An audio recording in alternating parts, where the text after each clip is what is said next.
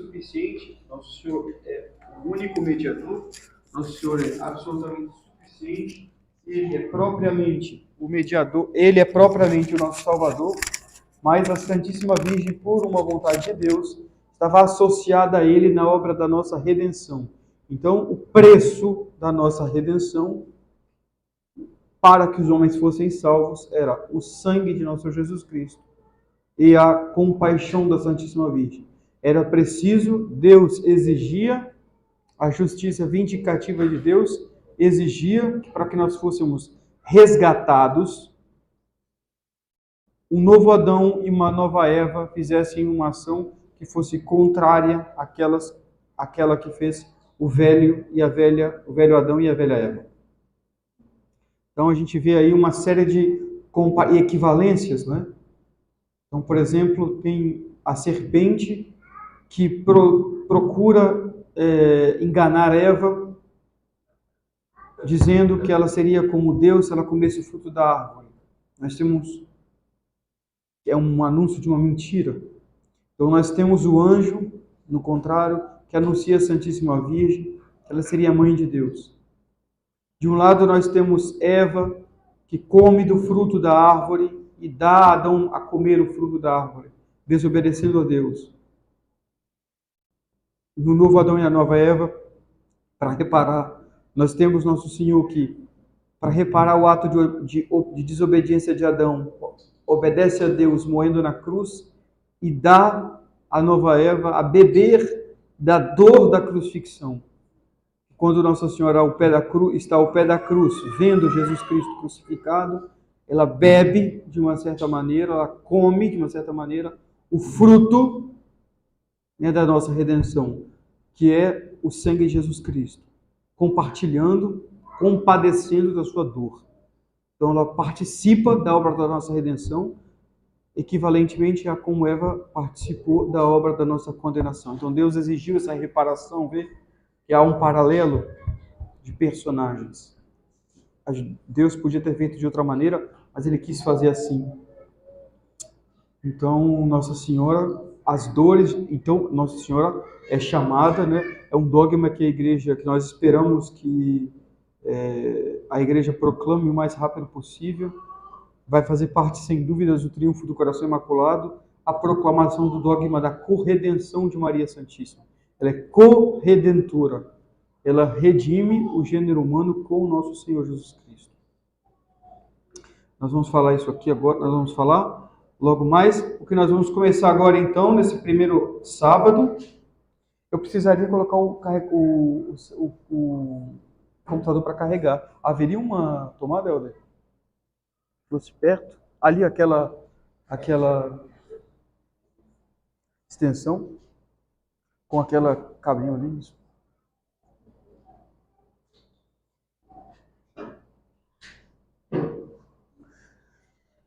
Então, antes de começar, lembrando, então, para o primeiro sábado, Nossa Senhora pede a comunhão reparadora. Então, a comunhão reparadora dos 5 primeiros sábados consiste em comungar durante 5 primeiros sábados seguidos de cada mês, confessar, comungar, fazer 15 minutos de meditação dos mistérios do Rosário, 15 minutos pensando em algum dos mistérios do Rosário, ou em todos, como quiser, e rezar um terço, para salvar as almas dos pecadores que a ofendem, porque Deus não perdoa os pecados cometidos contra ela sem que alguém faça a reparação. Tá carregando. Sem que alguém faça a reparação. Deus não perdoa. E como prêmio, como graça de quem faz os 5 primeiros sábados do mês, ela promete a salvação eterna. Nada mais, nada menos que a salvação eterna. Então vale a pena fazer, não é? E antes de tudo nós fazemos para consolar o coração de Nossa Senhora. Mas essas missões que nós estamos fazendo, nós temos, como nós dissemos na primeira conferência, o objetivo. Nós temos como objetivo Nós temos como objetivo fazer conhecer a Santíssima Virgem, dar a conhecer Nossa Senhora. Por quê? Porque do conhecimento de Maria, o conhecimento da Santíssima Virgem, o conhecimento de Jesus Cristo depende do conhecimento de Nossa Senhora. Então, todos os senhores, sem dúvidas, já ouviram falar no livro divino, não é mais divino do que humano, poderíamos dizer. Parece um anjo que escreveu, mas não foi um homem, chamado O Tratado da Verdadeira Devoção à Santíssima Virgem.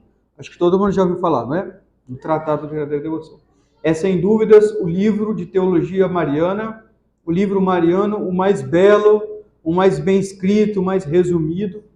Eu tive a graça também de ir na gruta onde São Luís Maria Grignon de Montfort lutou contra o demônio durante 3 meses em jejum, lutando contra o demônio antes de escrever o Tratado da Verdadeira Devoção. Ele lutou durante 3 meses com o demônio. Tive a graça igualmente de ver a mesa onde ele escreveu o tratado. Está lá em Saint-Laurent-sur-Sèvre, uma cidadezinha do interior da França. Não ficava muito longe do seminário, ficava 1h30 mais ou menos. E sempre quando a gente podia, a gente dava uma fugidinha lá para rezar no túmulo de São Luís, onde ele está enterrado. Tem a Basílica, né? Tem a Basílica, tem o Convento das Irmãs, que ele fundou. Ele fundou as Irmãs da Sabedoria Eterna. Ele fundou os Irmãos de São Gabriel e ele fundou a Companhia de Maria. E então ele está lá enterrado. São Luís Maria Grignon de Montfort nasce no século XVII, morre no século XVII também, e de uma família da Bretanha, de uma região da França. Então, desde cedo ele é conhecido pela sua piedade, então ele vai para o seminário. No seminário lê todos os livros sobre Nossa Senhora. Ele pôde estudar no seminário de São Sulpício, que era o seminário fundado por Padre Ollier, que era um padre devotíssimo de Nossa Senhora também, onde estudaram outros grandes santos, São Pedro Julien Aymar, o Venerável Lieberman, o Marcelino de Champagnat, que funda os Maristas, o Cardeal Pie, vários outros santos estudaram nesse mesmo seminário. Padre Ollier foi escolhido por Nossa Senhora para reformar os seminários na França, e lá que estuda São Luís Maria Grignon de Montfort.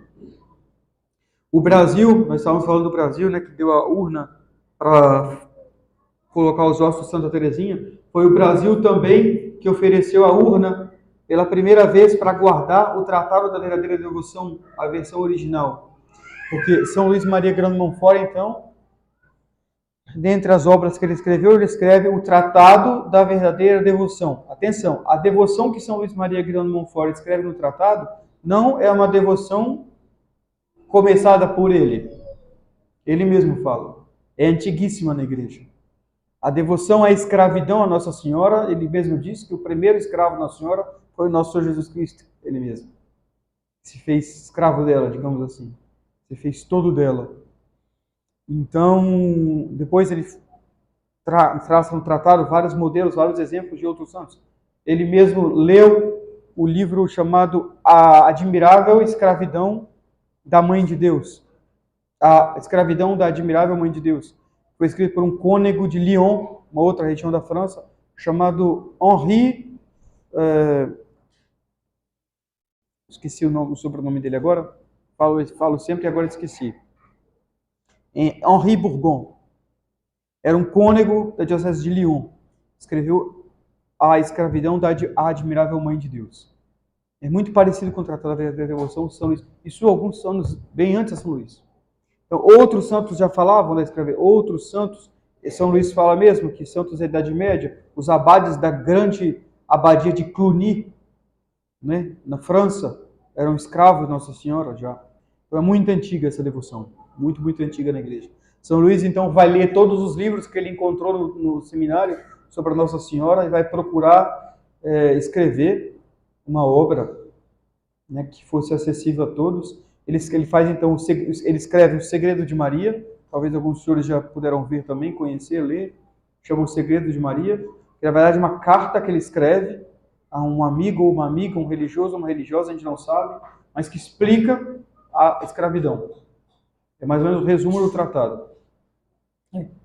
Então ele envia essa carta, a gente tem o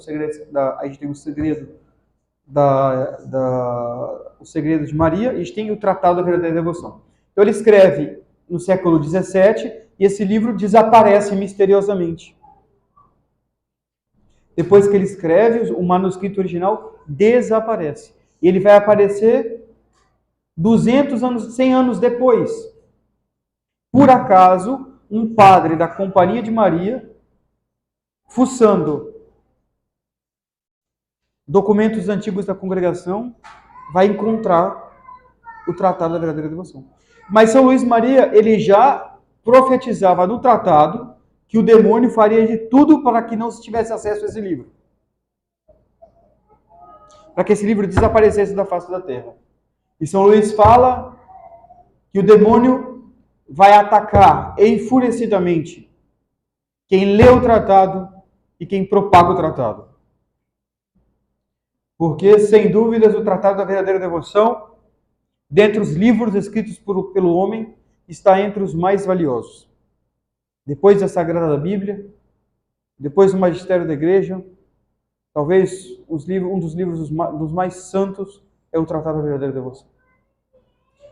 Então ele vai ser encontrado, ele vai ser imediatamente lido, vão ver a evidência os escritos coincidem com a tradição oral que os padres da Companhia de Maria faziam, porque os padres, São Luís Maria Grande do Sul funda uma congregação chamada Companhia de Maria, e os padres da Companhia de Maria não faziam outra coisa senão o que eu estou fazendo aqui. Eles passavam nas paróquias fazendo missões marianas, ajudando os párocos. São Luís Maria Grande do Sul funda uma congregação que não podia nem dar aula, nem cuidar de orfanato, nem cuidar de hospital, nada. A única coisa que podia fazer a Companhia de Maria é ir de paróquia em paróquia, de 2 em 2, de 3 em 3 padres, pregando a verdadeira devoção a Nossa Senhora. Só que a Companhia de Maria, desde o começo, sofreu muito, foi muito perseguida, quase não cresceu. Quase não cresceu, misteriosamente, quase não cresceu. Porque certamente ela estava reservada para crescer nos últimos tempos. Então, por exemplo, no Brasil, mesmo em meio a essa crise pavorosa que passa a Igreja, o Tratado da Verdadeira Devoção é o livro católico o mais vendido no Brasil.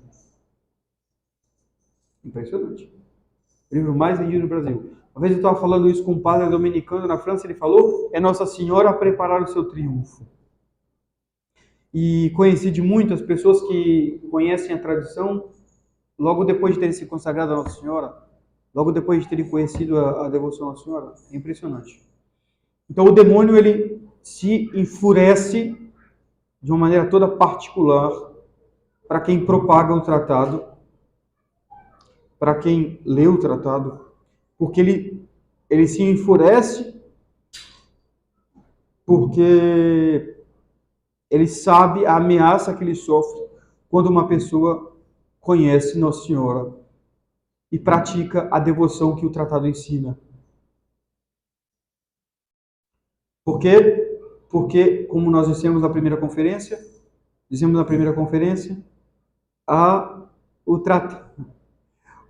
Nossa Senhora é o elemento fundamental da nossa vida espiritual. Aonde está a Santíssima Virgem, estará Jesus Cristo, porque lá ela dará a luz a Jesus Cristo, aonde ele está.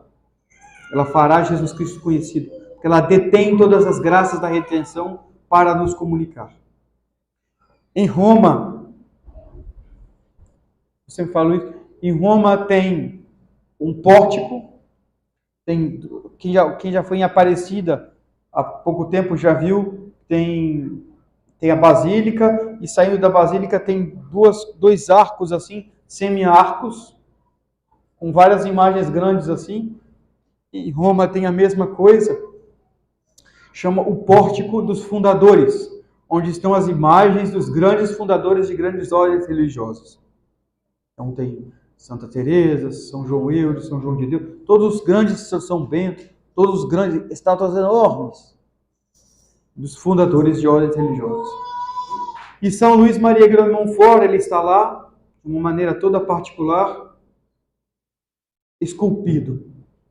Ele está esculpido, pisando no demônio, pisando no demônio. E pisando no demônio, há uma coisa muito particular nele.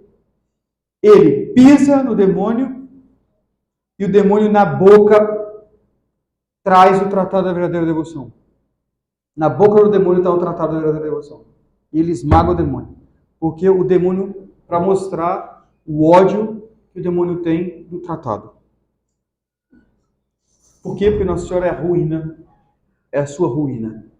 Ele mesmo disse, se não fosse ela, eu já tinha destruído a igreja. Ela que desarma todas as minhas armadilhas. Ela que enfraquece todas as tentações. Ela que salva a todos pelas suas orações. Então, o que o demônio mais quer é fazer desaparecer a devoção a Nossa Senhora. Não podendo fazer desaparecer a devoção a Nossa Senhora, ele procura falsificá-la. E por isso que o nome do São Luís Maria Grignon de Montfort não dá esse nome no livro, o Tratado da Verdadeira Devoção. Nem divide em capítulos como ele está dividido hoje. Mas é assim que ele ensinava, porque ele trata no livro das falsas devoções, e ele trata da devoção que ele ensina como a verdadeira, porque o demônio, como um falsificador de moedas, ele vai procurar falsificar as moedas de maior valor. E depois da moeda de maior valor, que é a moeda do amor a Deus, que está falsificada no nosso tempo, como nunca. Eu amo a Deus, Deus me ama. Falsificada. É a devoção a Nossa Senhora que vai ser falsificada. Ele falsifica antes a de Nossa Senhora, para depois falsificar a do amor de Deus, que é uma consequência, uma graça que vem dela. Então, nós teremos como objetivo falar para os senhores sobre Nossa Senhora, falar sobre a devoção a Nossa Senhora, com essa finalidade de entrar nos pensamentos de Deus, fazer com que ela seja conhecida, estabelecê-la, entronizá-la nas inteligências dos senhores, na vontade dos senhores, para que a providência, para que a obra da providência se realize, a obra da santificação se realize. Não somos nós que mudamos a Deus, mas somos nós que nos adaptamos aos planos de Deus. Quando nós pedimos uma graça a Deus e nós recebemos essa graça, não fomos nós que fizemos com que Deus mudasse essa ideia. Antes ele não queria dar e depois ele passou a querer dar. Não, Deus não muda. Foi simplesmente porque nós passamos a pensar como Deus, nós recorremos a Deus, e o que Deus, desde toda a eternidade, Ele decidiu nos dar, Ele nos dá, porque nós entramos nos planos dele. Por exemplo, quem trabalha na agricultura sabe, não sou eu que convenço a Deus de me dar tomate. Ele, desde toda a eternidade, estabeleceu que se eu semeio tomate, se eu molho o tomate vai nascer e eu vou colher o tomate. E o tomate cresce, dá, porque eu planto, mas foi ele que desde toda a eternidade estabeleceu que seria assim. As mesmas coisas, as graças dele. Ele quer nos dar todas as graças. Ele já estabeleceu todas as graças que ele quer nos dar. Basta que nós rezemos. E ele nos dará. E descerá do céu. A providência dele se realizará. Não será nós que vamos mudar o que Deus estabeleceu. Nós vamos, porque Deus é a bondade infinita. Bem, é um pouco complicado explicar a questão da providência de Deus, mas é assim que funciona. Por isso que é tão importante rezar o rosário. Nossa Senhora fala, rezar o rosário todos os dias. Tudo que vocês precisarem, vocês alcançarão pela oração do Santo Rosário. Os 15 mistérios todos os dias. Por quê? Porque desde toda a eternidade, Deus já estabeleceu que Ele vai dar todas as graças quando nós pedimos pela oração do rosário.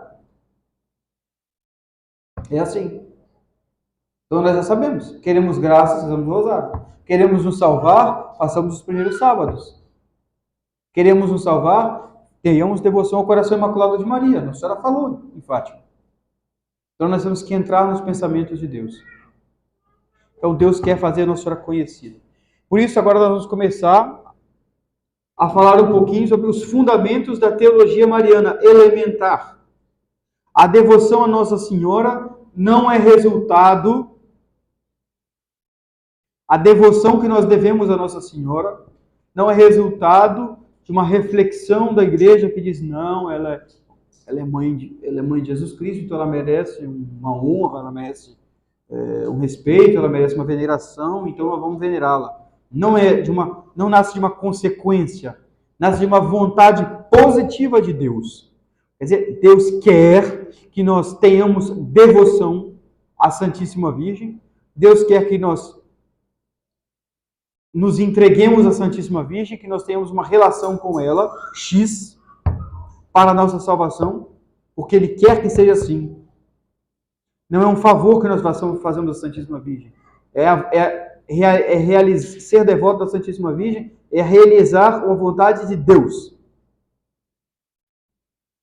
A relação que nos une a Nossa Senhora, a relação que nós temos com ela, é resultado de uma vontade, então, positiva de Deus. Então, não é uma coisa sentimental. Uma coisa que está fundada na mais alta teologia, que está fundada na revelação. É uma verdade de fé a devoção à Nossa Senhora. Para se salvar, todo homem deve ter devoção à Nossa Senhora, ao menos implicitamente. Porque nem todos os homens conhecem Nossa Senhora. Implicitamente quer dizer ter ao menos o desejo de conhecê-la, se fosse possível conhecê-la, etc, etc. Bem, coisa um pouco mais complicada. Mas para os homens que podem conhecê-la e que têm a graça de conhecê-la, é obrigado ter devoção a ela para se salvar. Então é uma verdade de fé. Uma verdade de fé. Então é preciso conhecer quem é Nossa Senhora para saber como ser devoto a Nossa Senhora, o que Nossa Senhora significa para mim, o que eu devo significar para ela, como eu devo me portar diante dela, não é? Quais são as minhas obrigações para com ela? Uma questão de fé. Então, São Luís Maria Grão de Montfort, no Tratado da Verdadeira Devoção, ele diz: foi pela Santíssima Virgem Maria que Jesus Cristo veio ao mundo e é também por ela que ele deve reinar no mundo. Na mesma introdução ele diz: meu coração ditou tudo o que acabo de escrever com especial alegria para demonstrar que Maria Santíssima tem sido até aqui desconhecida e que esta é uma das razões por que Jesus Cristo não é conhecido como deve ser. Quando, portanto, e é certo, o conhecimento e o reino de Jesus Cristo tomarem o mundo, será uma consequência necessária do conhecimento e do reino da Santíssima Virgem Maria. Ela o deu ao mundo a primeira vez e também da segunda o fará resplandecer. Muito forte como afirmação, quem tem o tratado releia, está logo na introdução. Então, o conhecimento e o reino de Jesus Cristo será uma consequência necessária do conhecimento e do reino da Santíssima Virgem. Quem fala em devoção, fala em entrega, em prontidão da vontade para o serviço. Então, quando nós temos, por exemplo, um soldado que está no campo de batalha e que obedece o seu capitão, ele tem uma certa devoção ao seu capitão, quer dizer, ele está com a sua vontade pronta a obedecer às ordens do seu capitão. O devoto, a devoção, se tem propriamente a Deus. Só a Deus se cabe ser devoto. Só Ele merece a prontidão da nossa vontade absolutamente tomada. Não é? Só Ele deve receber a homenagem da entrega da nossa vontade, para fazer a vontade dele. Mas como a Santíssima Virgem está de tal maneira unida a Ele, Ele quer que nós a sirvamos com devoção verdadeira. Quer dizer, Ele quer que nós tenhamos para com ela uma prontidão de serviço e de entrega. É a verdadeira devoção. Em grego, a devoção que se dá a Nossa Senhora é a devoção chamada de hiperdolos. Em português, hiperdulia. significa uma superservidão, significa uma escravidão. É o que São Luís Maria Grande Montfort diz no tratado. Então, antes de tudo, São Luís Maria Grande Montfort diz que nós devemos conhecer quem é a Santíssima Virgem, para que nós possamos estimá-la. Antes de tudo, então, nós precisamos alimentar a nossa inteligência sobre quem é ela. Nós nascemos e fomos criados para conhecer, amar e servir a Deus. E como nós conhecemos, amamos e servimos a Deus, nós conhecemos, amamos e servimos a Deus através do conhecimento, do serviço e do amor a nosso Senhor Jesus Cristo. Não se pode se unir a Deus senão pela união a nosso Senhor Jesus Cristo. Nós queremos então o reino de nosso Senhor Jesus Cristo, sua influência e seu domínio estendido a todos os homens. Essa é a vontade de Deus. São Paulo diz aos Colossenses, capítulo 1, versículo 18, Deus quis, por seu intermédio, pelo intermédio de Jesus Cristo, reconciliar consigo todas as criaturas, por intermédio daquele que, ao preço do próprio sangue na cruz, restabeleceu a paz a tudo quanto existe na terra e no céu. Então, a vontade de Deus é que Jesus Cristo, nosso Senhor, reine em todas as almas. Que tudo obedeça a Jesus Cristo. Que tudo esteja unido a Jesus Cristo pela graça. Como acontece isso? No dia do nosso batismo, só tem, antes de falar do batismo, a santidade de Deus consiste em duas coisas. Primeiro, a ausência total de imperfeição. Segundo, a presença de toda a perfeição em ato.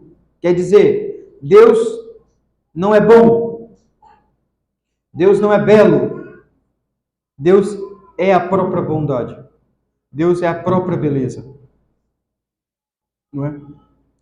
E existe um outro aspecto da santidade de Deus também, que é a adesão que Ele faz a Ele mesmo, desde toda a eternidade.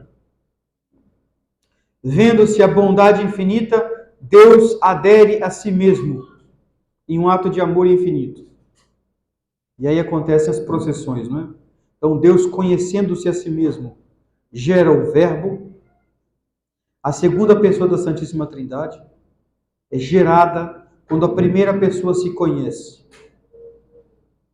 Cada um de nós se conhece a si mesmo. Só que o conhecimento que nós temos de nós mesmos não é uma outra pessoa. Somos nós mesmos.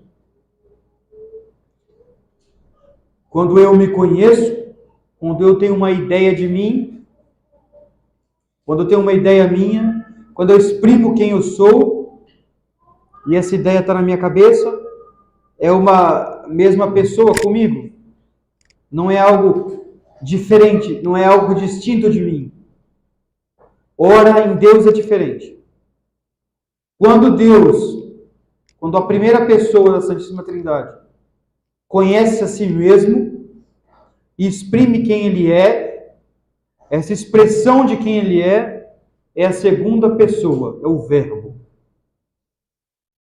A segunda pessoa da Santíssima Trindade é a expressão substancial da primeira. É o conhecimento que a primeira pessoa tem dela mesma, é uma outra pessoa. Em Deus gera uma outra pessoa. Absolutamente igual. É como se olhasse no espelho. Quando nós nos olhamos no espelho, nós vemos a nós mesmos, mas a pessoa que está lá dentro é a mesma que está aqui fora. Quando a primeira pessoa se olha no eterno espelho, que é ele mesmo, gera uma nova pessoa, no mesmo Deus. É a segunda pessoa da Santíssima Trindade, o Filho. Quando o Pai, a primeira pessoa, olha essa outra pessoa que é gerada, que é o conhecimento que ele tem dele mesmo, ele ama. E quando a segunda pessoa olha a primeira, da qual foi gerada, a ama. E como no mesmo princípio de amor, procede uma nova pessoa, o Espírito Santo, que é esse amor do Pai e do Filho. Esse é o mistério da Santíssima Trindade. É difícil, mas esse é o mistério da Santíssima Trindade. É o antagonismo do egoísmo. A primeira pessoa que se dá toda a ponto de gerar uma nova pessoa. A segunda pessoa que ama a primeira e a primeira que ama a segunda. A ponto de proceder uma nova pessoa. Essa é a vida da Santíssima Trindade. Aonde está uma pessoa e está as outras duas. Santa Inês de Montefalco, uma dominicana de Florença, que era muito devota da Santíssima Trindade, quando morreu, encontraram no fígado dela 3 pérolas negras. E essas pérolas negras, quando eles pesavam as 3, tinham 1 quilo. E quando pesavam, cada uma das 3 tinha 1 quilo. Quer dizer, o peso das 3 era o peso de uma. Porque onde está uma, estão as outras 2. Porque é um Deus em 3 pessoas. É um Deus em 3 pessoas. A gente não consegue conceber com a nossa pobre inteligência. Isso foi revelado por nosso Senhor Jesus Cristo. Então foi nosso Senhor Jesus Cristo que nos revela que Deus não é uma solidão. Que em Deus há 3 pessoas realmente distintas. Pai, Filho e Espírito Santo. É o primeiro e mais elementar mistério da nossa fé. Que Deus não é uma pessoa, como querem os muçulmanos, que repetem, Deus é um e não é 3, Deus é um e não é 3, Deus é um e não é 3. Imbecis, para poder combater os católicos. Não é uma pessoa, como querem os judeus, porque no Antigo Testamento, Deus reforçava o monoteísmo, para mostrar que ele é um, e ele é um, realmente. Não são 3 deuses, são um só Deus. Então ele dizia, eu sou o Senhor teu Deus, eu sou o único Deus. Adorarás o Senhor teu Deus. Insistia na unicidade de Deus. Foi quando os homens estavam prontos para receber a revelação do mistério trinitário que nosso Senhor, que a segunda pessoa se encarna. Quem se encarnou foi a segunda pessoa da Santíssima Trindade. Grande mistério da nossa fé. Foi a segunda pessoa da Santíssima Trindade. O Verbo se faz carne. Sem deixar de ser Deus, ele passa a ser homem. E a segunda pessoa da Santíssima Trindade contém, digamos assim, nela, toda a plenitude da divindade, como diz a ladainha do Sagrado Coração. Não é? Onde está toda a plenitude da divindade? Onde está toda a plenitude da santidade? Está na segunda pessoa da Santíssima Trindade, como está na primeira e na terceira. Onde está uma está as outras 2. Então, quando o Verbo se faz carne, nós falamos isso na primeira conferência, esse bebê que está em Belém, esse menino que está na casinha em Nazaré, esse rapaz que passeia pelas ruas de Jerusalém, esse homem que prega, esse homem que trabalha na oficina do seu pai putativo, esse homem é a segunda pessoa da Santíssima Trindade. O eu desse homem é eterno. Quando nós olhamos esse bebezinho que nasce em Belém, o sujeito de responsabilidade desse corpo, o sujeito de responsabilidade dessa mão sou eu. É sempre a pessoa. Em filosofia nós dizemos. Pessoa é o sujeito de... Quando eu falo, eu pego esse copo, a minha mão pegou esse copo, mas quem pegou esse copo foi eu, Padre David. Ora, esse menino que tem uma natureza humana, que age como um homem, usa uma natureza humana como um instrumento. Eu estou vendo um menino chorando, mas quem eu estou vendo chorando é a segunda pessoa da Santíssima Trindade. Mistério tremendo da nossa fé. Esse menino de 12 anos andando com seus pais em Jerusalém. E ele diz isso aos judeus. Antes que Abraão fosse, eu sou. Eu sou o caminho, a verdade e a vida. Quando São Filipe fala, Senhor, estás tanto tempo conosco, por que não nos mostras o Pai? E nosso Senhor simplesmente responde a ele falando, Filipe, estou há tanto tempo convosco e vós não me reconheceis? Quem me vê, vê o Pai. Quem me vê, vê o Pai. Nosso Senhor Jesus Cristo é a segunda pessoa da Santíssima Trindade. Quem me vê, vê o Pai. Onde está Jesus Cristo, está o Pai, está o Espírito Santo, está Deus. Então, em Jesus Cristo está toda a plenitude da santidade, da perfeição.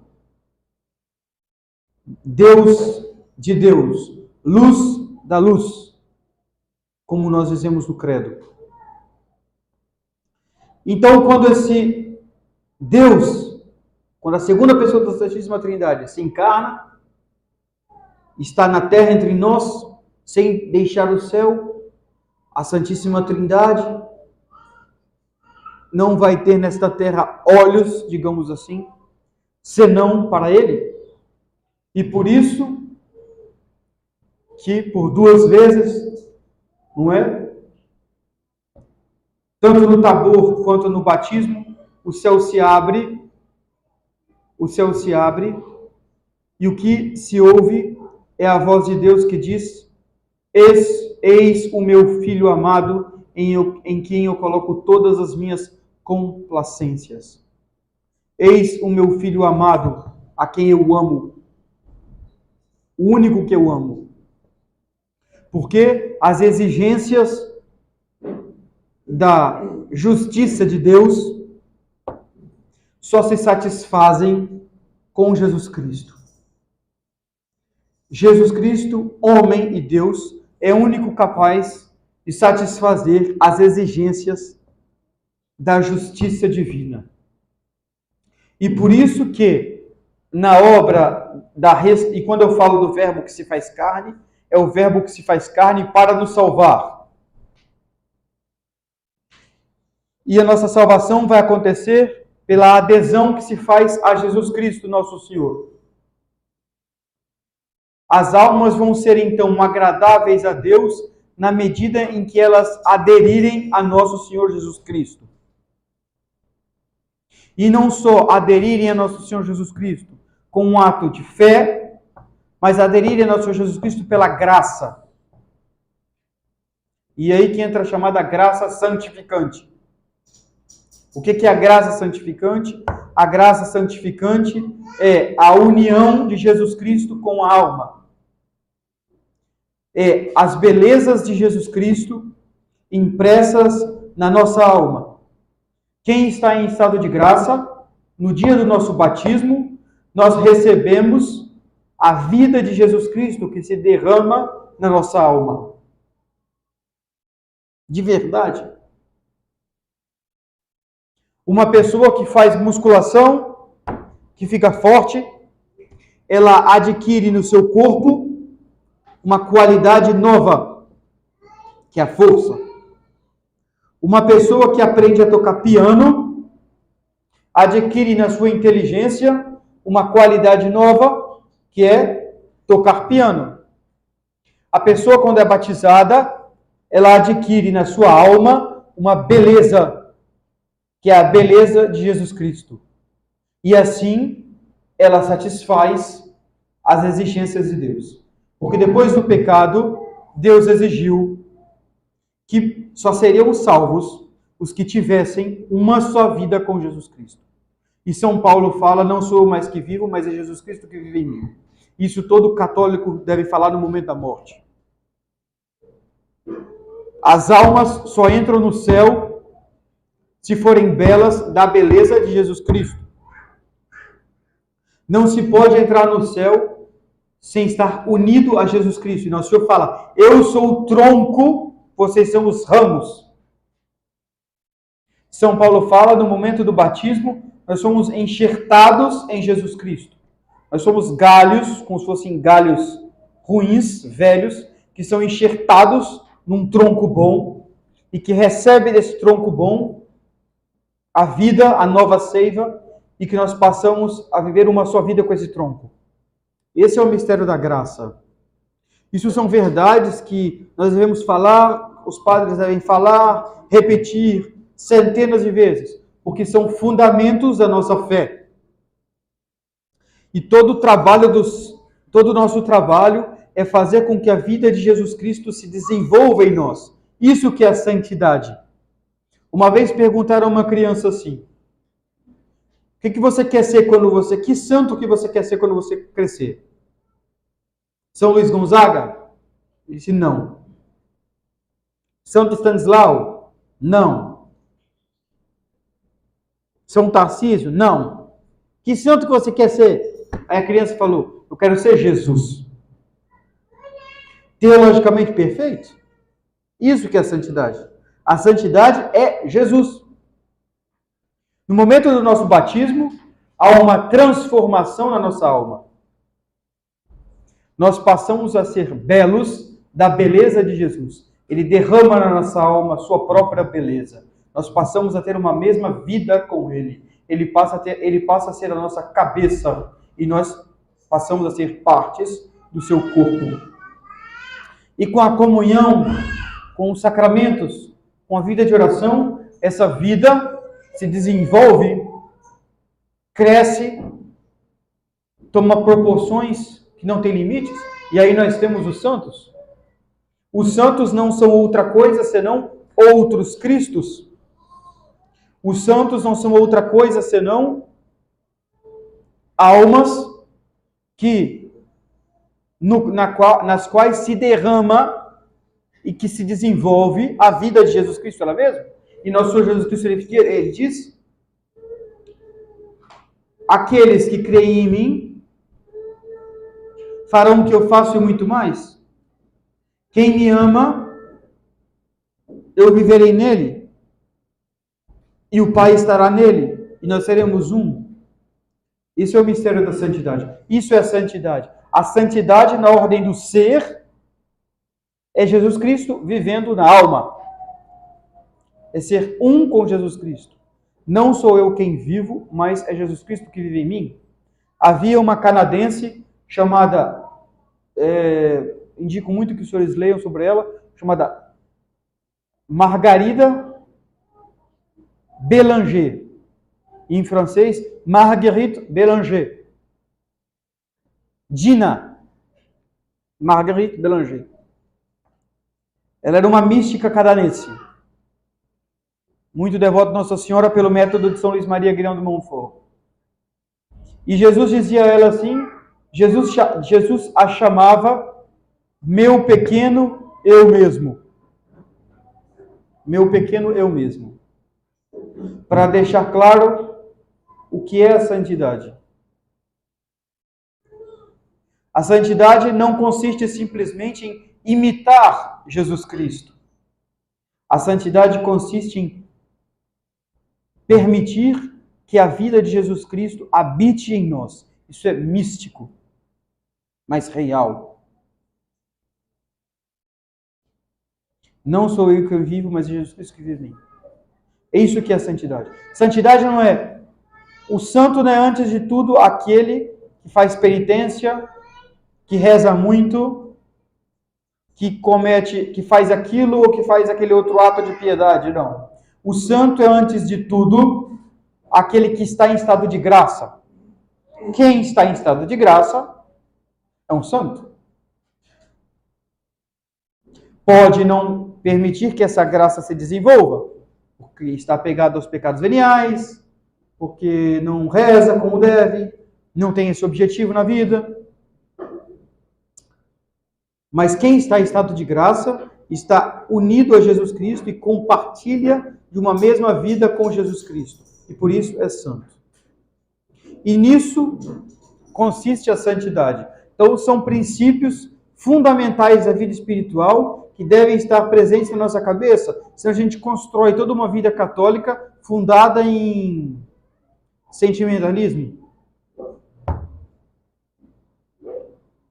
É árduo, é difícil, mas é preciso conhecer. Toda a pregação de São Paulo consistia em ensinar que nosso Senhor é tudo para nós. Por quê? Porque fora de Jesus Cristo não há um átomo de santidade. Toda a santidade está encerrada em Jesus Cristo. E nós seremos agradáveis a Deus na medida em que nós estivermos unidos a Jesus Cristo. Por isso que o ecumenismo, por isso que a liberdade religiosa, que é uma obra maçônica, que é uma obra dos inimigos de Deus, é inconcebível. É inconcebível por quê? Porque é impossível agradar a Deus sem estar unido a Jesus Cristo. É impossível.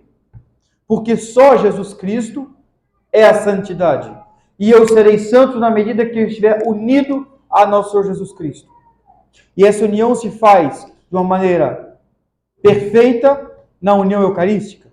Quando eu comungo, eu estou unido, eu estou aderindo de uma maneira física, real, a quem é a própria santidade. Aquele que encerra a própria santidade. E aí, não sou mais eu quem vivo, mas é Ele que vive em mim.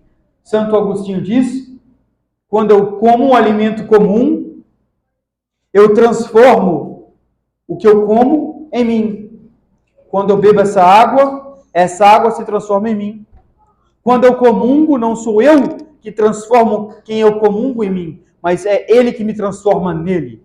Santo Agostinho diz. É como se fosse uma esponja que é colocada dentro de um balde de água. Ela fica encharcada de água. Quando eu comungo, eu fico encharcado de Jesus. É como se fosse um pedaço de metal que se coloca no fogo. Sem deixar de ser metal, o metal fica todo vermelho. Ele participa do fogo. É assim que acontece com a nossa alma no momento da comunhão. Quando nós estamos em estado de graça, quando nós comungamos, a nossa alma está como um pedaço de metal, uma barra de metal que entra numa fornalha. Ela fica com a mesma forma do metal, mas ela fica flamejante. Ela participa do fogo. Ela quase se torna fogo. Sem deixar de ser metal, ela se torna também fogo. E é assim que acontece com a alma que está em estado de graça. E aí ela agrada a Deus. Então o trabalho da igreja, sabendo disso, a igreja não faz outra coisa, não deve fazer outra coisa senão unir todas as almas no mundo inteiro a Jesus Cristo. Porque ela sabe, por revelação, que sem unir as almas a Jesus Cristo é impossível agradar a Deus.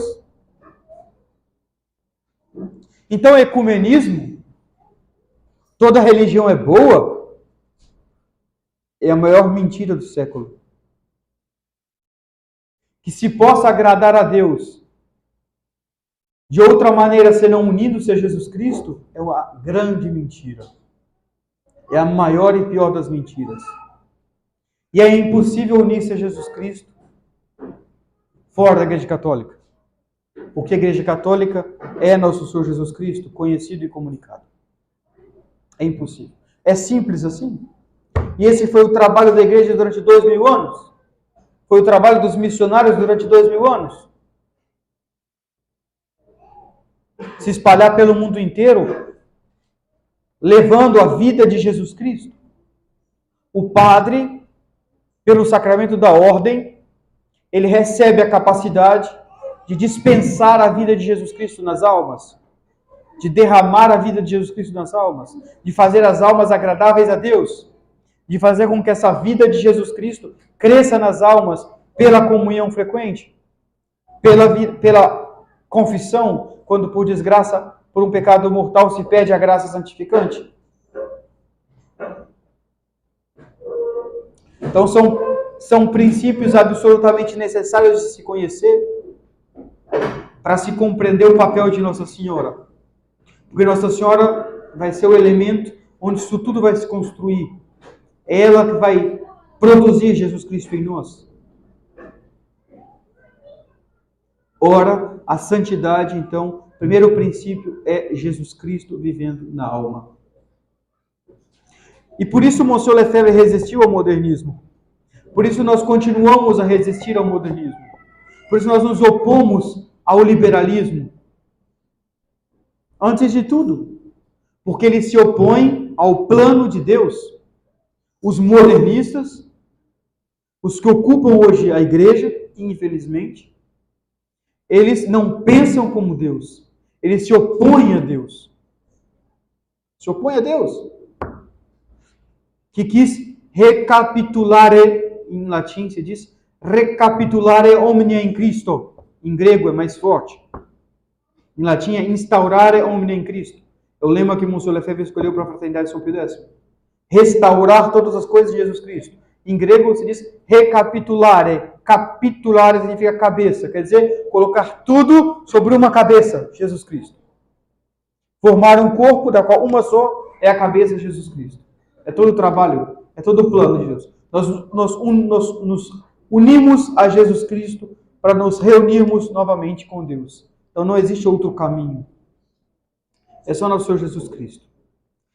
Então, São Luís Maria diz que para que esse plano se realize, para que o conhecimento e o reino de Jesus Cristo aconteça, então o reino de Jesus Cristo, no que há de mais elementar, é o estado de graça.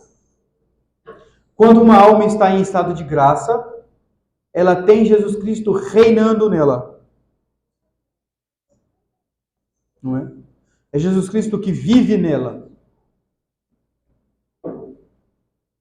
Então, para que isso aconteça, será preciso dar a conhecer Maria Santíssima. Sua missão, o que ela representa na economia atual da salvação para fazer reinar Jesus Cristo. Então, todo o trabalho de São Luís Maria Grignon de Montfort é cristocêntrico. São Luís Maria Grignon de Montfort não quer outra coisa senão fazer reinar Jesus Cristo.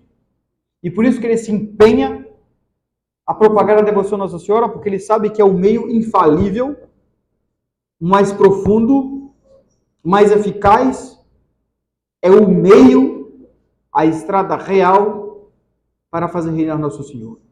Então nós devemos nos empenhar a conhecer a Nossa Senhora, para que nós possamos amá-la mais e servi-la mais, e para que ela realize, para que ela dê todos os frutos. É como se nós tivéssemos uma árvore, uma bela árvore frutífera. Nós devemos regá-la, cuidá-la bem, para que ela dê frutos em abundância. E o fruto dessa árvore é Jesus Cristo. Então nós precisamos regar, cultivar em nós a Santíssima Virgem, que São Luís Maria Grignon de Montfort chama a árvore da vida, para que ela dê o fruto que é Jesus Cristo em abundância da nossa alma. Foi para isso que nós somos criados. E na eternidade, a eternidade não será outra coisa senão a resplandecência dessa vida de Jesus Cristo em nós. Nós passamos a ser então filhos de Deus pela união de vida com Jesus Cristo. Filho de Deus é só Jesus Cristo. por natureza.